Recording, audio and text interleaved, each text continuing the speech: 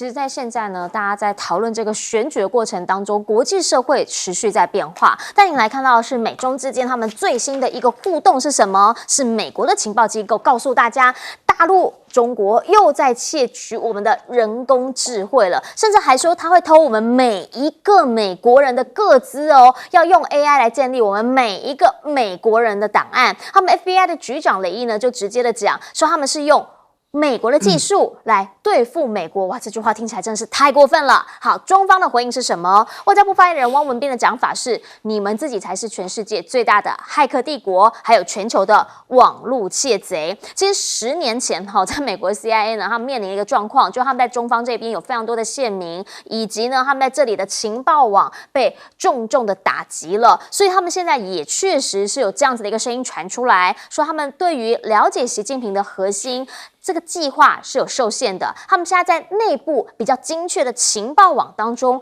比较难给予他们这一些所谓机密关键的资讯。而到目前为止呢，这个五眼联盟这边呢，他们也曾经发了一个联合声明，就跟这个美方的讲法是一样，说中国有在偷他们的智慧财产权，甚至过往呢，他们在国会里面也曾经讲啦，要来好好的了解这一些的议题。好，可是中方他们是怎么做的？中方某些层面来讲，除了说呢，就请发言人来说之外，他们更重要的是他们要自己做自己的。来看到习近平呢，现在就讲了，说他要建钢铁长城，那希望呢能够在军民合作这个部分多多加油。好，甚至呢，当然也希望能够偷师一下先进的美军。好，这个是美国退役上校的说法了，说直接讲啦，说你看他们其实没有什么坚实的科技技术，但是他们会用偷的。好，到底是真偷还是假偷？原因是因为呢，当他们讲出来说歼20呢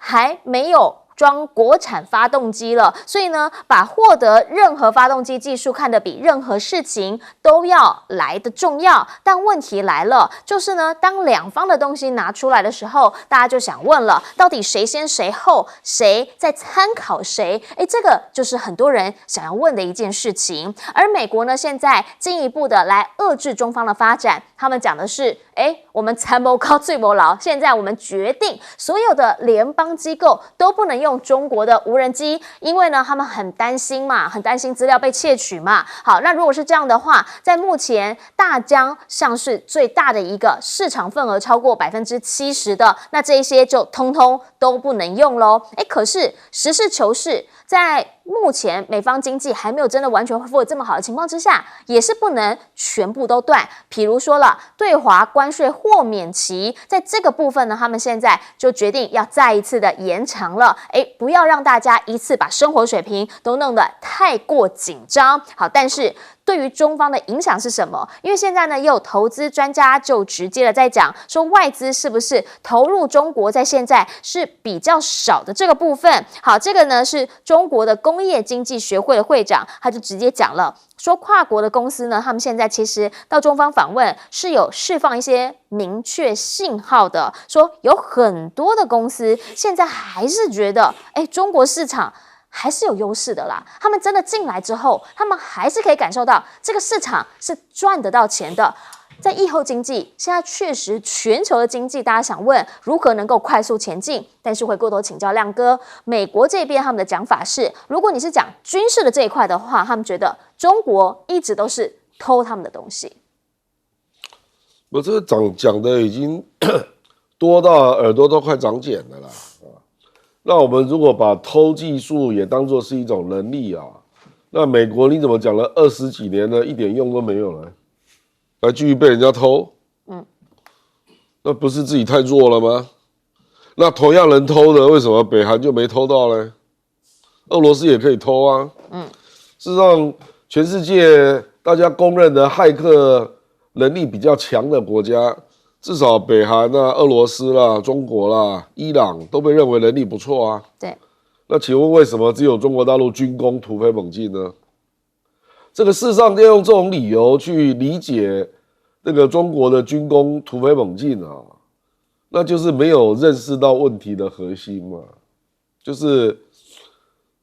就人家真的是做出来了。事实上他到现在也不认为华为那个 Mate 60 Pro 到底是怎么做出来，他们也难以理解啊。那也难以理解比亚迪的电动车怎么会超过特斯拉啊？这没有办法嘛。就你美国充满了一群脑袋有问题的人在当国家的官员嘛，所以你到现在为止还没有办法跳出自己的理解框架嘛，就认为说，人家如果有超过你的行为啊，那大概就是偷的啦。我真的听到很多人这样讲，美国人因为他没有办法解释嘛，那他就认为说，中国那个体制怎么可能比我们好？我们这个自由创新的体制怎么会输他呢？他这个就完全不了解科学的进步的原因嘛。科技进步的原因，并不是因为自由创新的，你不要搞错了。那德国呢？德国的科技进步的时候，难道他那个时候是自由国家吗？俾斯麦的时候，纳粹的时候，那时候德国的科技有很多项目也超过美国，是。所以我说，他如果对这种问题啊，始终都是这样理解啦，那他只会一次再一次的再发联合声明啊，就这样啊，那别的国家就不管你了，他该合作了就去合作了啊，比如说德国，人家就跑去跟中国合作了啊。这个中国确实今年的外资减少是没有错了，那这个主要的原因是因为有2个原因啊，一个就是美国在发动友岸外包嘛，是，所以有一些企业跑去越南跟印度嘛，这是事实啊，还有墨西哥啊。那另外一个就是中国大陆开始对，因为牵涉到人工智能嘛，还有很多这个企管顾问公司啦、金融业的情报收集啦，开始敏感起来了啊。为什么呢？因为美国就是3不5时就发动新一波的科技制裁嘛，那中国大陆当然也开始警觉啊，说，奇怪，他怎么都知道我的技术？他怎么都知道我哪几家公司做出了什么？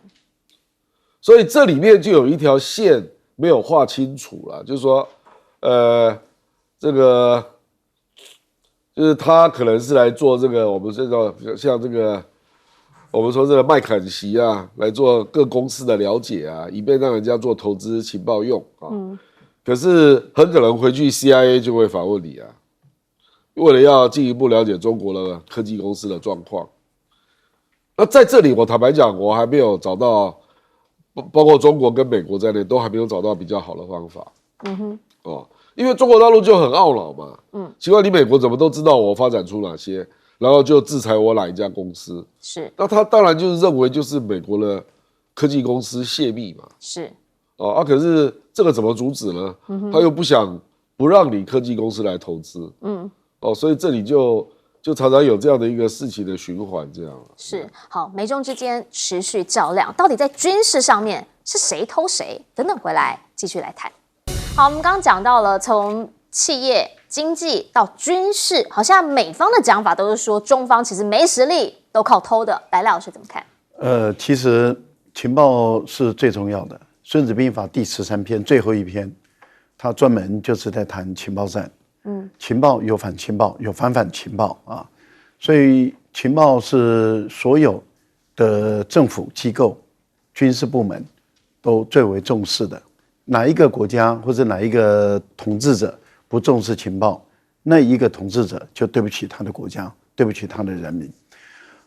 当美国一直在指控中国大陆都是用偷的，其实美国偷的绝对不会比中国大陆偷的少。这个就是什么？因为美国也是卯足全力在偷，那谁偷呢 ？CIA 在偷，国家安全部在偷，那也卯足全力在防 ，FBI 在防，国土安全局也在防。所以你就可以知道，情报战里面有公式的情报，也有手势的情报。公式的情报就是尽可能多的收集对方的资料，手势的情报就是尽可能建立起一个防护网，不让自己的情报外泄出去。那最后就是靠本事，靠你的高级的智慧。所以我们常常讲，情报战到最后就是人类最高级的智慧战啊，谁的智慧高，谁就守得住，谁就偷得多。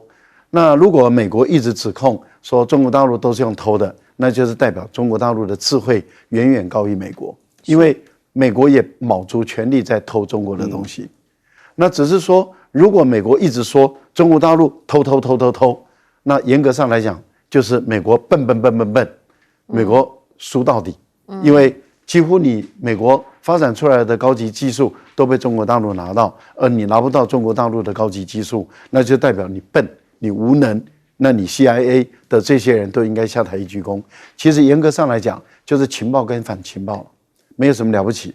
所以我觉得指控是玩文字上的游戏，因为当他在指控的时候，他同时也在收集对方。不然的话，你问一下美国驻台办事处有没有情报人员在里面啊？而且驻台办事处是少数人员是情报，还是绝大部分每一个人都在做情报，都在做，有政治情报，有经济情报，有军事情报，有科技情报，有社会情报。你看看美国驻台的这个代表处有没有到处在收集台湾全方位的情报？都有。这代表什么意思？当你输人的时候，你就指控对方，不要指控，指控代表你输了，那你被指控者就代表你赢了，所以我个人认为，美国 CIA 不要那么逊啊，强大一点嘛，老是被破获，真的是很弱好，我们等等广告回来，要请彬哥帮我们总结。节目最后要请彬哥总结。你看啊，美国同时放出2种消息，一个就是说中国大陆不断的在窃取美国的最新的科技，甚至包括 AI 的这些技术。那另外一个消息是，我们在中国大陆的部件全部失败，都被人家破获了。我们现在难以去突破中国大陆的防线。所以我得出一个最基本的结论，就是要这个东西，要钱嘛，要预算，就是要预算，就这个意思啊。就是他就是在告诉美国国会，你不给我更多的钱，我没有办法打赢这场战争，不就这个意思吗？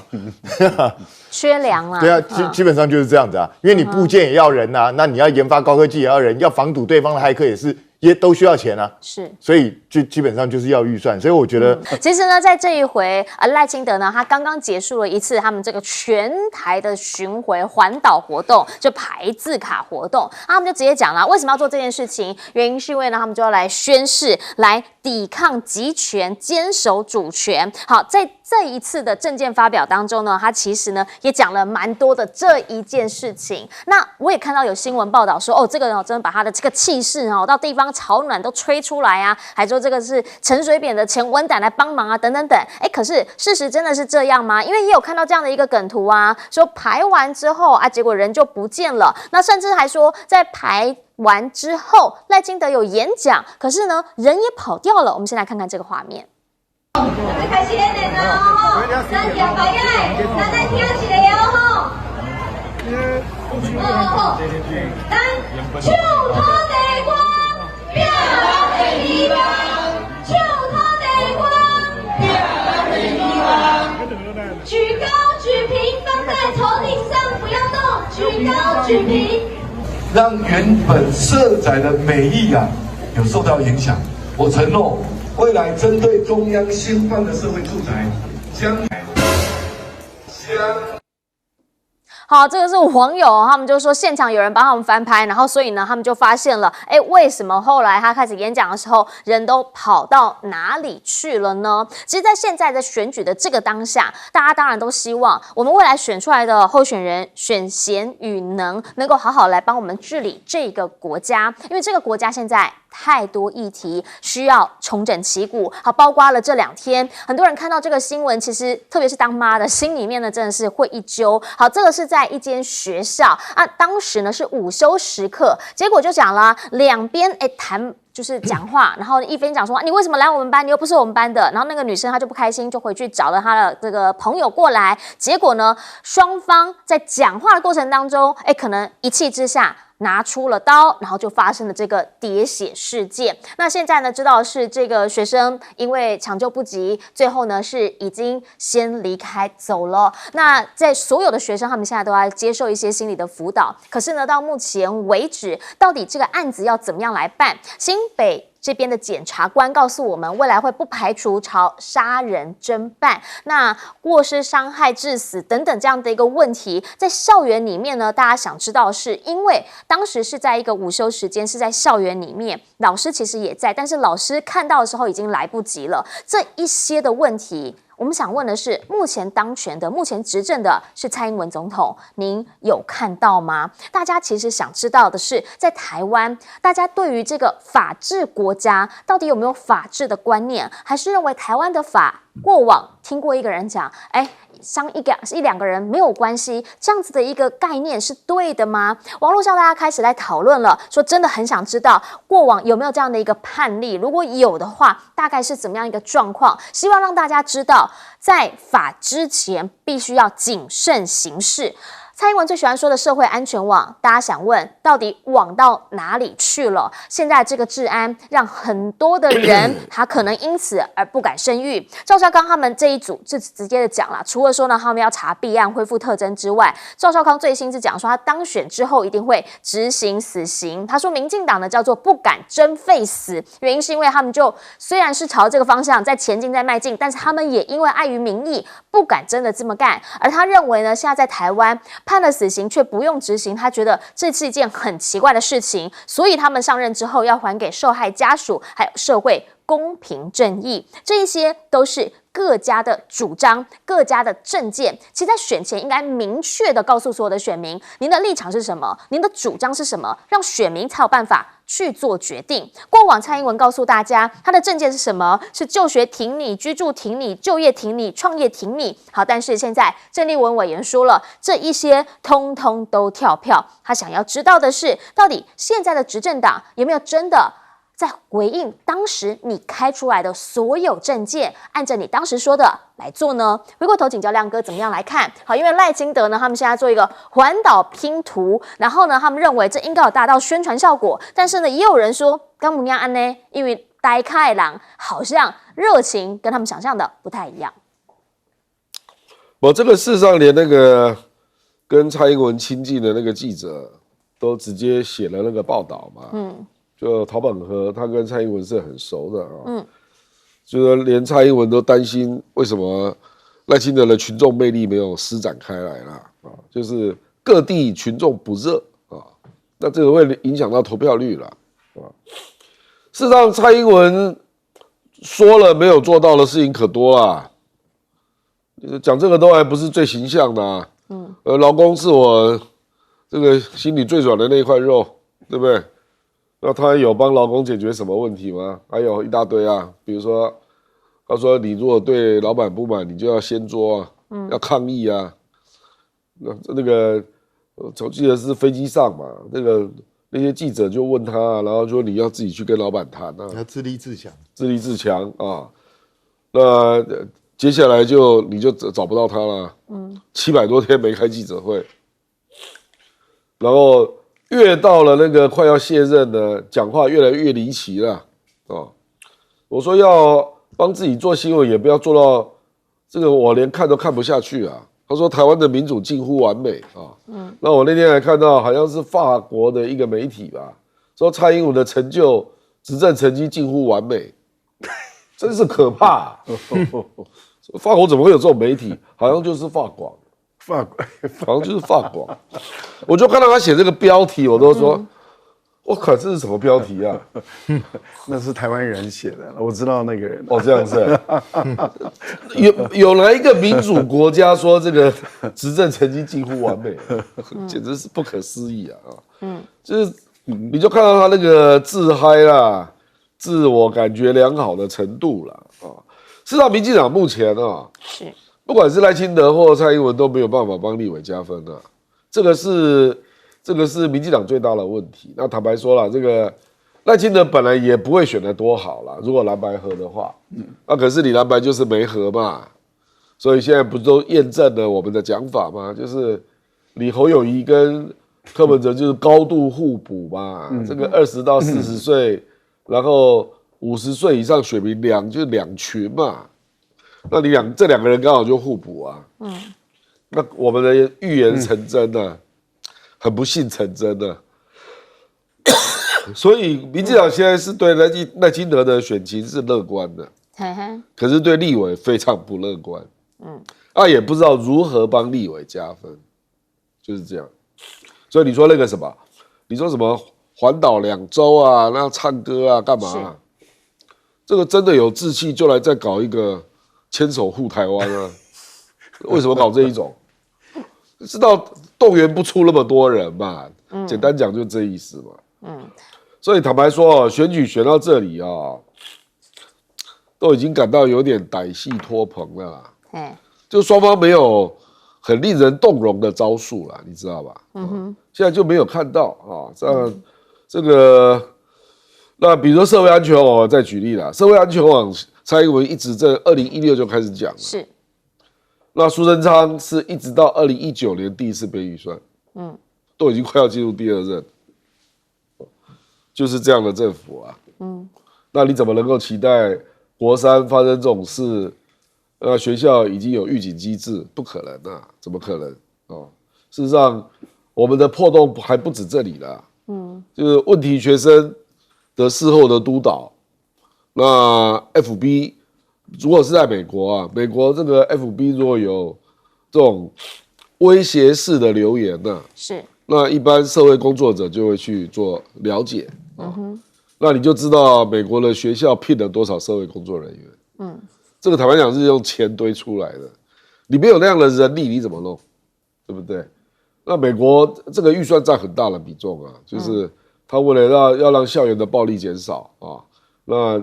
他就知道他要有社会辅导员了，校园辅导员，那要有一些社工经验的人进来，那你就要培训多少社工，那真的要给他薪水啊，让人家到学校来生活啊，对啊，让人家来当专职嘛，对不对？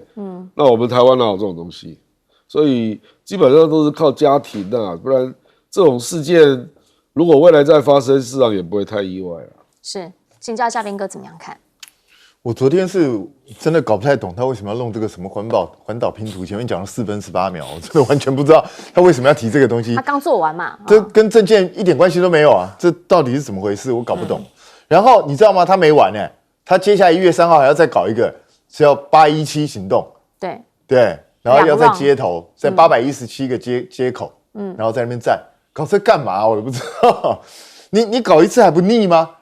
那个人气就冲不起来，搞点别的吧。你这样子，我觉得对选情不见得会有什么帮助。我不知道是哪个幕僚帮他出了馊主意，这种完全没意义的事情，来的也都是你的同温层啊，这有什么意义呢？不过今年看起来选情到现在这个阶段，因为我觉得大部分人已经心有所属，而且整个选情真的吵不起来。你看今年完全没有那种热度，所以当选情很冷的时候，大家大概做所有的活动都不太强。我知道有一些不管是柯文哲的支持者或侯友宜的支持者会说，不会啊，我们的场子很热啊。我看的是整个选情，不是你们自己的场子，那一种热其实都同温层没什么太大意义。那但是校园喋血真的是非常糟糕的一个状况，而且在台湾是越来越严重，相关的暴力是层出不穷。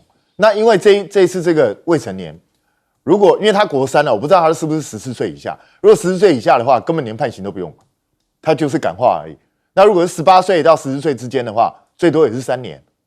那3年完之后，如果还是没教好，顶多再延长5年，就是这样子而已，是没有其他的办法。我们目前法令规定就是这样。那现在其实，因为我很多同学在当老师，这些老师其实都很害怕，因为他们不知道怎么去，他们没有办法辅导，也没有办法去教育这些学生，因为现在因为人本啊一些这些东西讲究学生人权嘛，他们能够对学生采取的手段其实非常非常的少，是基本上就是无能为力。那等于说他们也没有办法保护学生，甚至没有办法保护自己。那我们要任由这种状况下去嘛？然后今天还有一个新闻，就是疑似是这一位这个凶嫌，这个未成年少年的朋友，在网络上去跟其他同学呛瞎，说杀人又怎么样？那请问一下，我们有其他相关单位，包括警察也好、社工也好，会去关心其他这些孩子吗？好像没有。你们是不是他都已经在网络上这样呛瞎了？是不是应该有人要去关心一下他们到底是一时的情绪发泄，还是其他的问题？我想没有人会去做这件事。所以我们出了很大的问题啊！而且这个问题不是现在才出现，已经出现好几十年。然后这个问题越来越严重，然后我们政府单位基本上对这一方面做的东西几乎是零，而且反而开放的东西越来越多。管制的手段越来越少，这是正确的方向嘛？那民进党其实一直在走的是实质废死的路，他只是不敢明讲而已。那我也知道，死刑未必见得能遏制犯罪，死刑也不见得会让犯罪率降低啊，或是让人们真的不去做这些伤天害理的事。可是至少它可以让多数人觉得这个社会还勉强有个公道存在。我觉得这个是很重要。如果当大家觉得这个社会根本是一个没公道的社会，那这个社会基本上就解体了，因为大家高兴干嘛就干嘛，反正这个社会根本没有公理正义。所以我们希望台湾变成这样的社会嘛，这个社会真的需要到该改变的时候。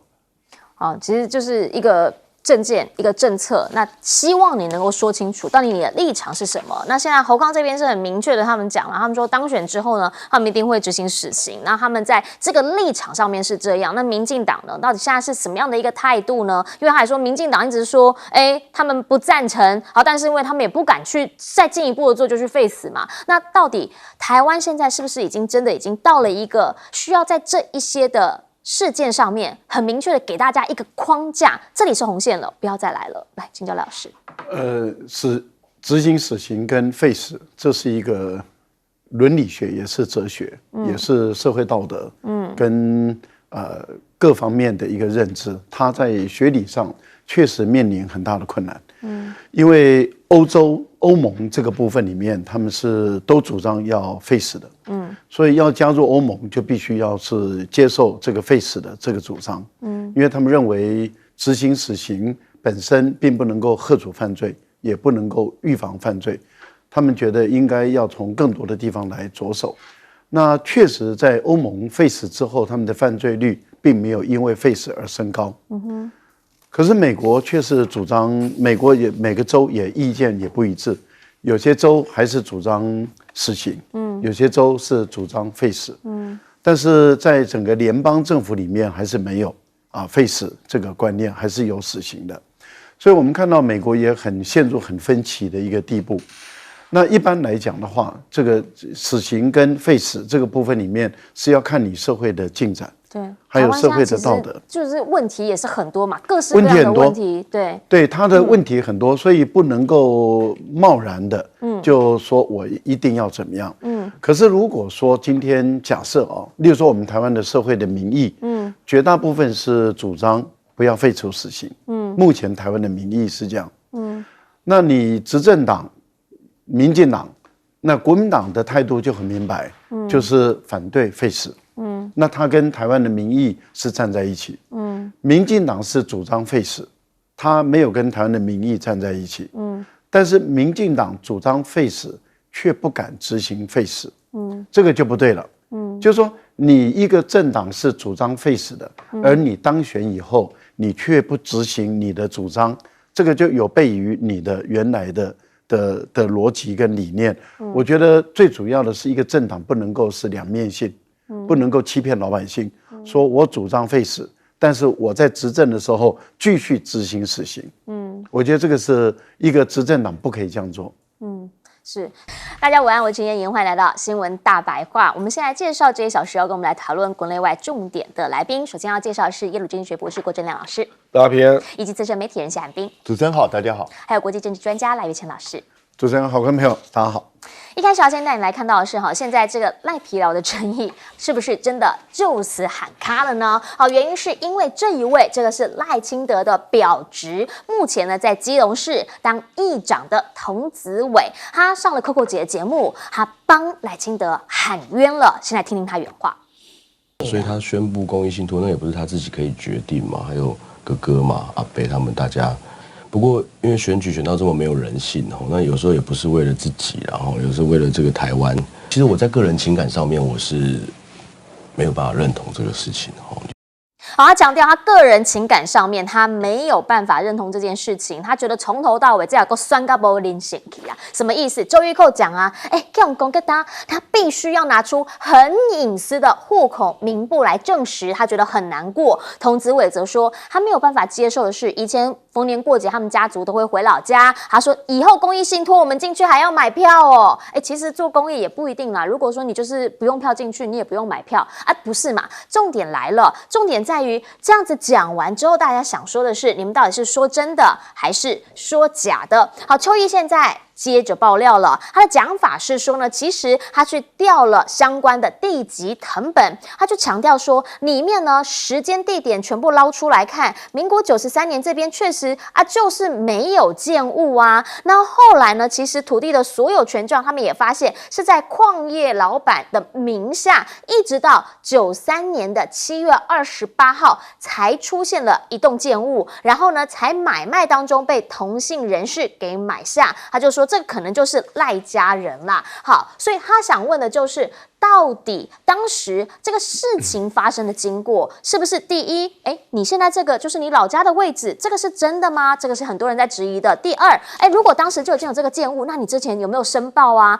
人家有这个，因为如果说呢是以每坪256元的话，大家就讲，可能好像也不太符合，他就直接认为这是半买半相送给赖清德的亲戚，他就想问，这一切真的都有说清楚、讲明白吗？好，对于这些内容，我们其实呢也有问到民进党的发言人卓冠廷，那到我们刚刚节目呢在开播之前都还没有收到相关的回应。其实呢，为什么会有这么多的争议？因为我们就必须讲嘛，之前赖清德在政坛已经这么长的一段时间了，很多人呢会跟他有所往来，马可以到行柜。像这一位苏焕智老县长，他就直接强调了，他说呢，当年赖清德妈妈过世的时候，有可以念香啦。那他说那个时候他去的时候，确实中福84号的这个别墅房子是盖好了，但是呢，他当时去念香就不是这一栋嘛。那这样子的一个讲法，赖清德竟总说这个叫做为选举说谎，让台南蒙羞。但也有人说，那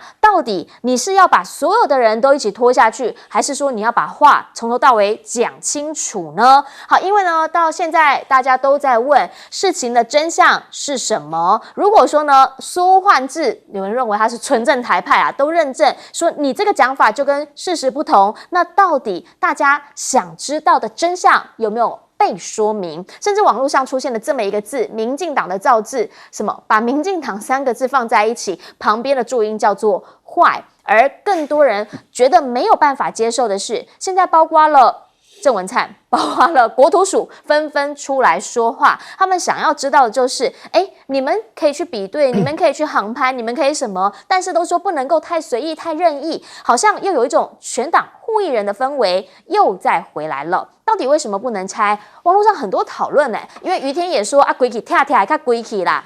但是为什么没有？网络上的讲法是说呢，从风水的角度来解析，说这个叫做帝王格局。好，网友呢他们直接讲啦，说呢这个叫做坐西北向东南，然后呢后面有山叫做有靠山，那东南位在这边有花园呢，据说这个就叫做万民永簇啊，因为草木扶疏嘛。那这边呢没有位置，那在另一头呢，则是有一个西方的鲤鱼池，这边呢还有高低差，说这样子呢叫做妙不可喻的一个风水布置，真的是这样吗？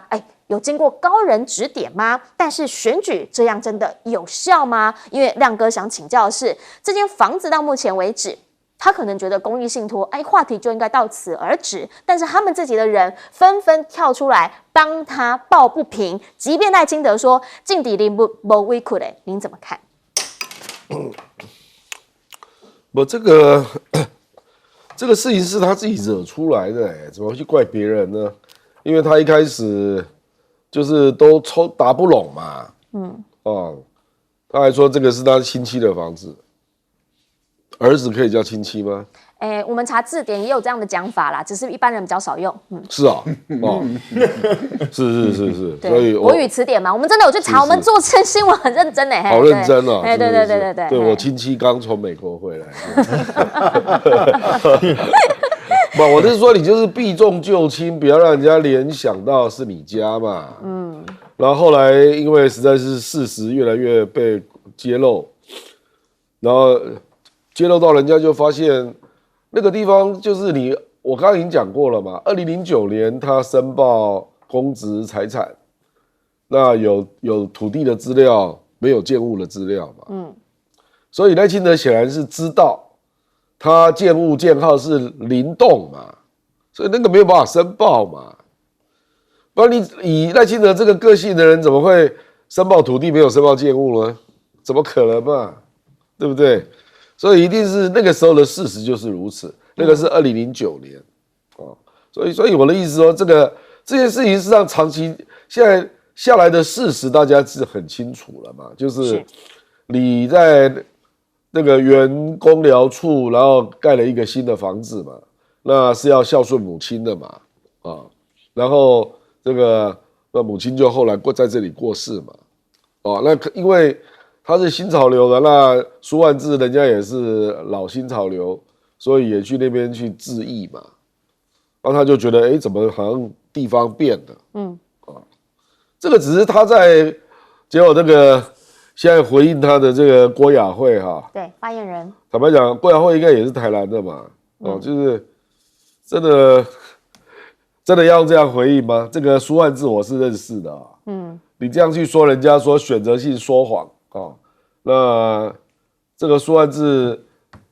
他如果真的是被你激到了，他是会出来把所有的事情都抖出来他事实上讲，苏万志讲的话就觉得说你这种事情不需要隐瞒嘛，很多人知道的有需要这样吗？苏万志事实上是一个，就这种事情，你如果还要跟他这样硬杠他可能会讲更多啦所以我的意思就是说这个就是你从头到尾不诚实嘛，然后没有说出所有的事实嘛，所以就人家帮你查事实，开始帮你拼图事实上所有的那个案子被人家追踪我们说选举的弊案或者选举的那个重大丑闻都是这样发生的就你自己不讲全部，然后人家就帮你拼凑嘛那现在还有一个人在认真拼凑，那个人叫邱毅这样嘛因为邱毅去上了王尚志的节目，然后听说是报了一大堆权状的交易去现场他就要帮你查出历年的一个权状的变更跟那个交易的记录嘛，就是这样这个东西经不起比对的啦。我跟你讲这个会有越来越多曾经去过那里的人出来，然后看过权状的人出来，然后你自己申报过的资料出来，就是这样那我事实上也讲过如果真的这个地方不是你从小住的公寮而是另外买了一块地是，那你前面演一段，演那一段会不会演太大所以你在怀念你的父亲。如果这个是另外买一块地盖的，那当然他这整个怀念父亲的神话就崩溃了嘛。所以为什么他们无论如何要否认，可是我跟你讲，这个东西是经不起一些事实的拼凑，然后去证明的啦。就是说，这个地方真的就是你们原来的家里那个地吗？然后就是公寮新建那如果是的话，那为什么2009年你申报资料只有土地的权状资料，没有建物资料？为什么是这样？是，那你要回答然后现在要躲起来啦那帮他帮腔的那些人根本就不重要，他们都从来不回答核心问题实际上，这个核心问题就是他要塑造一个总统的神话嘛，说他是矿工之子嘛，他怀念父亲嘛，孝顺母亲这一段是没问题的啦可是你说你是矿工之子，那你有帮过矿工提过案吗？有帮矿工解决过问题吗？你当立委当行政院长，没有看过你对矿工的居住权提过解决方案没有你当行政院长也没有新北市是2019年出示公文到内政部也都没有人去盯这件事就是非都市计划管制用地要怎么解套的问题都没有回答一直到今天是，所以我是觉得要编神话一下就被戳破，这种功力未免太差了吧。但是这件事情大家其实到目前为止，如果我们讲选举就是应该在这个时刻，我们用同样的标准来检视所有人的话，彬哥，其实大家想知道，真的就是一个真相而已。是其实我必须讲现在说他拿自己隐私的户口名簿出来，好可怜，被逼到这么惨的境界。可是你要知道，要证明这件事情的真伪，最没有用的就是户口名簿，户口名簿什么也没办法证明。